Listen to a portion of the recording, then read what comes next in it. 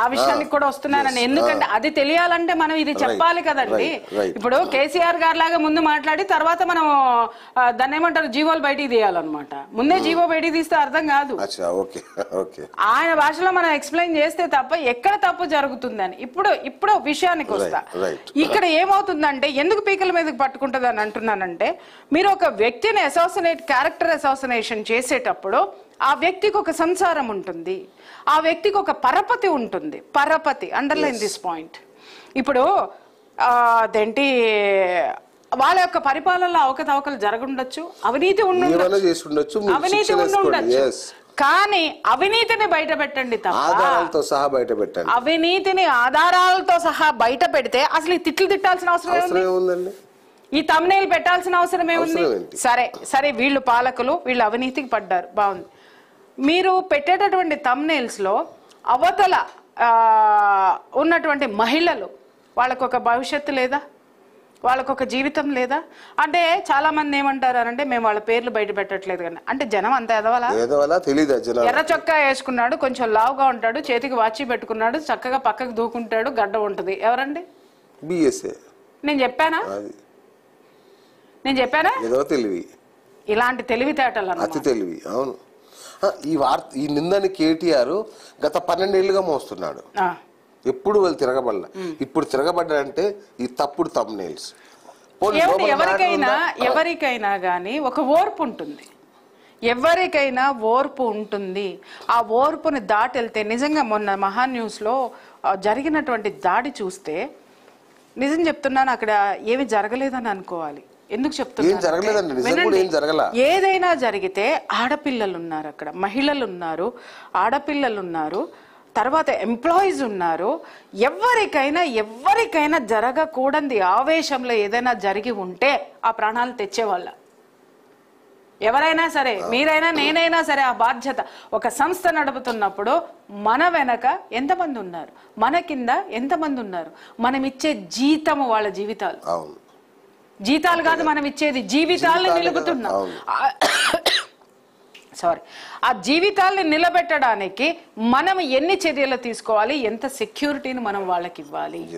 First ఏ మనిషికైనా ఒక ఓర్పు ఉంటుందండి. ఇంకొకటి, మీరు అన్నట్టుగానే అవినీతి చేస్తున్నారు, రాజకీయ నాయకులు అండదండలు ఉన్నాయి, బలం ఉంది, ఏదో ఉంది అని మాట్లాడుతున్నారు. మరి ఆ బలవంతుడు మన మీద తిరగబడడా?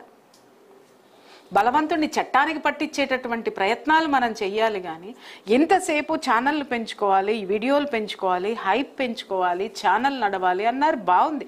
ఎందుకంటే నేను కూడా అదే మాట మాట్లాడతాను. కానీ ఎలా నడుపుతున్నావు నువ్వు? త్రుటిలో తప్పిన ప్రమాదం. అదే పరిస్థితుల్లో వంశీ గారు ఆఫీస్లో ఉండుంటే ఆయన పరిస్థితి ఏమై ఉండుండేది చెప్పండి.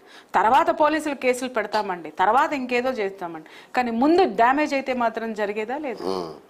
నిజం చెప్పాలంటే అక్కడ ఉన్న వాళ్ళందరూ అదృష్టవంతులు. ఆవేశంతోటో లేకపోతే ఒక అగ్రెసివ్నెస్ని ప్రజల్లో క్రియేట్ చేయాలని, లేదా అందరికంటే మనం ముందుండాలని మాట్లాడేటటువంటి వాళ్ళు మీరు ప్రాణాలని పణంగా పెడుతున్నారు. ఒకప్పుడు బిఎస్ గారు క్రైమ్ ఇన్వెస్టిగేషన్, ఏదైనా ఒక క్రైమ్ని ఇన్వెస్టిగేట్ చేయడానికి వెళ్ళినప్పుడు మా ప్రాణాలకి ఇది ఉండేది కాదు. అంత దీంతో సాక్ష్యాధారాలు సేకరించడానికి గాని రోజుల తరబడి ఇల్లు వదిలి బయటికి పోయి తీసుకొని వస్తే అది ప్రభుత్వానికి ఉపయోగపడేది, మనుషులకు ఉపయోగపడేది, ఆ అరాచకాలను అరికట్టేవాళ్ళం. ఇవాళ నేను మాట్లాడుతున్నా, ప్రతి ఒక్కడు ఇది వేసుకొని కూర్చొని గయమని ఒక కులానికి కొమ్ము కాస్తున్నాడు. కులం అంటే గుర్తొచ్చింది. నిన్న 1-2 ఛానల్స్ మాట్లాడినవి నేను చెప్తున్నాను, ఏదో ఒక రోజున మిమ్మల్ని కటకటాల వెనక్కి నెట్టకపోతే అడగండి. వంశీ అనేటటువంటి పర్సన్ చేశాడు, అతని మీద దాడి జరిగింది, బానే ఉంది. వంశీ కులం ఏం చేసిందండి? ప్రియా చౌదరి గారు, అందరి చౌదరీలు తప్పుడు వ్యక్తులు కాదు, తప్పుడు మనుషులు. వంశీ కులమే, వాడెవ్వడో ప్రపంచానికి తెలియదు. వాడు లత్తుకోరు పిట్టగాడు, వాడిని తంతే ఎక్కడికి ఎందుకు పనికిరాడో మాకు చేతగాక కాదు, ఎందుకు కులాన్ని తీసుకొస్తున్నారు? కులం ఏం చేసిందండి? కులంలో ఎంతమంది ఉన్నారు? అరే, ఒక విషయం జరిగినప్పుడు ఇష్యూ మీద మాట్లాడండి. మీరు కులాల్ని తీసుకొని వచ్చేసి ఇవాళ కొన్ని మీడియా వేదికలు, వీళ్ళని అసలు మీడియా అనను నేను, కొంతమంది యూట్యూబర్స్ కులం యొక్క ట్యాగులు తగిలించుకొని ఆ కులంలో ఉన్నటువంటి వాళ్ళని రెచ్చగొట్టి ఒక ముఠాల కింద తయారు చేసి సొసైటీలో అనిశ్చితి క్రియేట్ చేస్తున్నారు. అనిశ్చితి, ఏ ఒక్కరు ఇంకొకరితోటి మింగిల్ అయ్యేటటువంటి పరిస్థితి లేకుండా, అంటే వీళ్ళ నాలెడ్జి ఏ స్థాయిలో దిగజారిపోయి ఉందో చూడండి. వీళ్ళని అసలు మనం ఎందుకు కొనసాగించాలి? మీరు రాకముందు కూడా నేను ప్రేక్షకులకు అదే చెప్పాను, అందరి చౌదరులు ఇట్లాంటి తప్పుడు పనులు చేయరు, మీరు ఆపాదించకండి అని కూడా నేను ప్రేక్షకులకు నేను ఒక్కటే మాట మాట్లాడుతున్నానండి. ఎంత మంది చౌదరులు చేశారో తీసుకురమ్మని చెప్పండి. అలాగే ఈ కొట్టినాడు ఎన్ని దాష్టికాలు చేశాడో నేను చెప్తా, ఎంతమంది దగ్గర డబ్బులు తీసుకుంటున్నాడో నేను చెప్తా, వాడు వెనకుండా బ్యాక్గ్రౌండ్ ఏంటో నేను చెప్తా. అంటే మాకు చేత కాకనా మాకు స్లైడ్ పెట్టుకొని మాకు ఇలాగే పెట్టుకొని అరే 2 లక్షలు పడేస్తే నాకు ఆ సిస్టమ్ వస్తుంది, రోజు కలిపి కూర్చొని కొడితే ఒక్కొక్కడు ఏ దాష్టికాలు చేస్తున్నాడు అనేది జాగ్రత్త. కులం అనేటటువంటి దాన్ని తీసుకొచ్చారంటే 4 కోసేస్తారు జనం. అరే అలా కులాల ప్రకారం విభజిస్తున్నారు, పార్టీల ప్రకారం, అరే పార్టీల ప్రకారం కొట్టుకు చేస్తున్నారంటే పక్కన ఉందని ఏమొచ్చిందండి? మీడియా ఛానల్ పెట్టుకొని కులాలను ఎందుకు తీస్తున్నారు? అరే మీరు జర్నలిస్టులని ఇట్టంటాన్ని ఎవరైనా అంటే ఉరికిచ్చి కొట్టాలి. అరే ఏ విలువలు ఉన్నాయి వీళ్ళకి? ఇష్టం వచ్చినట్టు మాట్లాడి ఇష్టం వచ్చినట్టు చేసుకుంటూ, అరే ఇన్ని సంవత్సరాలు నేను ఫీల్డ్లో ఉన్నా, ఎంతమంది నాకు ఫ్రెండ్స్ ఉన్నారు, ఎక్కడ నేను ఆ ముద్ర వేయించుకొని రాదు. ఈ మధ్య నేను చూస్తున్నానండి, ఒక 2-3 దరిద్రులు తయారయ్యారు.